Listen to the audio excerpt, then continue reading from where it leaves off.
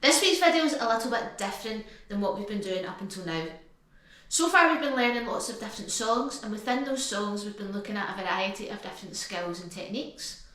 Today what we're going to do is break down some of those riffs, some of those finger picking things in each of those songs, and build it up again in a way that makes it much easier for you to play and for you to learn. Why are we doing that?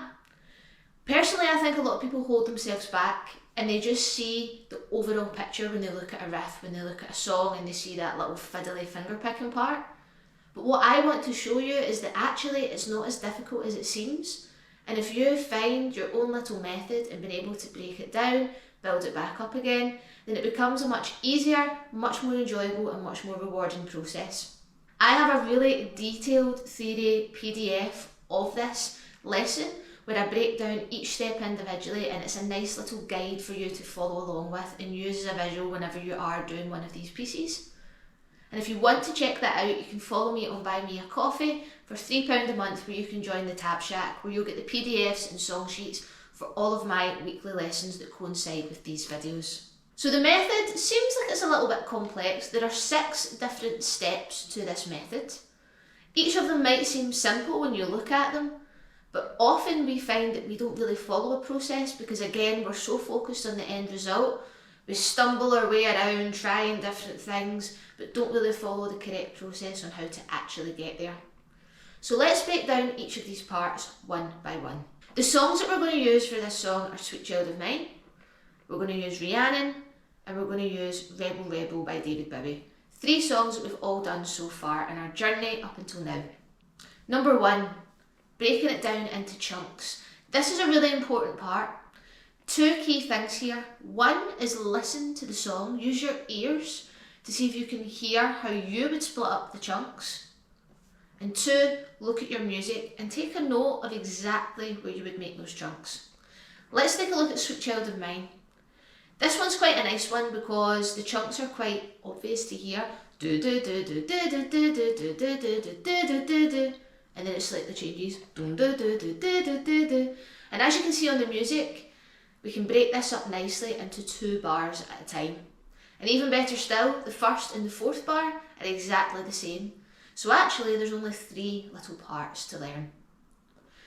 Now when you break something into chunks, you can break it down into as few or as many parts as you like. Make it manageable for you, it's your learning. If we take a look at Rhiannon and Rebel Rebel, these 2 are a little bit more similar. You'll find that it's one kind of longer melody line that we can break up into maybe 2 chunks or 3 chunks. And for Rebel Rebel, we've broken it up into ba, ba, ba, ba, ba, the line on the A string, and then we've broken it up to the bit where we play finger fret. For Rhiannon, the exact same thing. The only difference being everything's on the A string. So as I said, how you break it up is entirely up to you, but it's important to listen to the song. Where are there gaps? So for example, in Rhiannon, there's a gap there, there's a pause in the music. So that might be a good part to practice and then do the next part. But breaking it down into chunks is the first step to making it so much easier in the long run. Part 2 is the rhythm. This is when your knowledge of notes and again listening to the song to understand the timing and the flow of the song is really super important.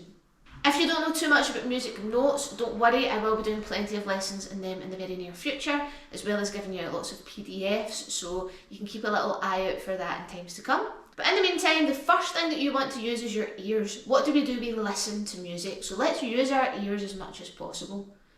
Again, starting with Sweet Child of Mine, you can see it's all quavers, so it's 1 and 2 and 3 and 4 and 1 and 2 and 3 and 4 and. So when we play the notes, 1 and 2 and 3 and 4 and. So it helps to clap it. Bum, ba, ba, ba, ba, ba, ba, ba. Now your timing might not be exact straight away. However, having an idea of what the song sounds like, what the rhythm, what the flow is will make it much easier. Some songs are a little bit trickier, And this is why it's really good to understand the musical notes, because this helps you understand the timing with much more accuracy. So for example, in Rebel Rebel, we have 1, 2, 3, 4, and 3, and 4, and. So there's lots of syncopation in there as well. And yes, syncopation is another thing that we will speak about in lessons to come. So understanding the timing, the flow of the song, and breaking it down into chunks where you're really practicing and repeating that over and over in your head, that's going to familiarise you with the song. It's going to familiarise you with how the song is supposed to be played. What often happens is people look at the music and they go, and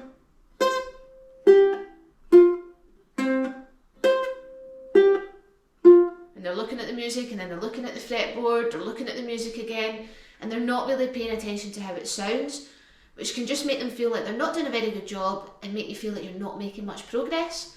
And truth be told, you're probably not making much progress when doing it in that way. The next thing we're going to talk about is our technique. This is really important, and it's really important that we pay attention to both hands. I always say let's pay attention to the fret hand first, because this is the one that's going to create the right sound and play the correct notes. And your right hand, you can get away with making mistakes with that more. However, it is something that a lot of people neglect, and it's something that we really need to spend time on to make sure we're becoming much more efficient, technically better players, because it allows us to play complex pieces as we start to progress a lot more efficiently and effectively too. First thing is thumb.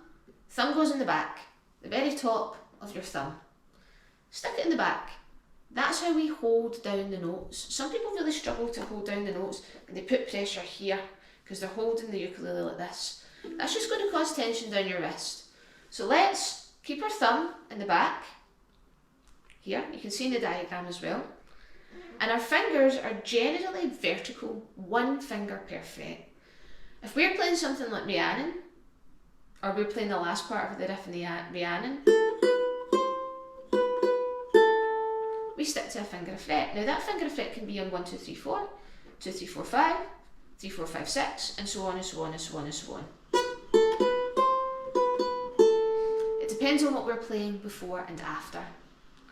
Now for songs like Rebel Rebel and Rhiannon, where you're playing, you'll see that my fingers are a bit more widespread, but instead of doing this, as you can see, it doesn't work very, very well. So what we do is we want to spread the fingers out, again keeping that thumb in the back. Think of it as holding a sandwich. Just like you would hold a sandwich, that's how you would hold the ukulele fretboard. Because again, the pressure is in the tips. Spread it out. Or Rhiannon.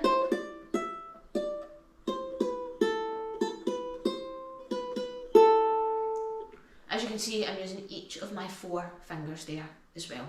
Your right hand, or sorry if you're left-handed, it will be the other way around. Your picking hand technique is a little bit different. Now, there are 2 ways to play this. Everyone plays slightly differently, and depending on your style of playing might depend on how you play. I tend to chop and change depending on the piece I'm playing, but I will generally play thumb, thumb, pointy, middle. So thumb on the G and C strings, pointy on E, middle finger on A. And again, it's just practicing that technique over and over. Alternatively, you can add in the ring finger and use literally 1 finger per string. G, C, E, A. So thumb, pointy, middle, index, thumb, pointy, middle, index. This will take time and practice. So when you are practicing each little chunk, you want to make sure you're using the correct finger per fret.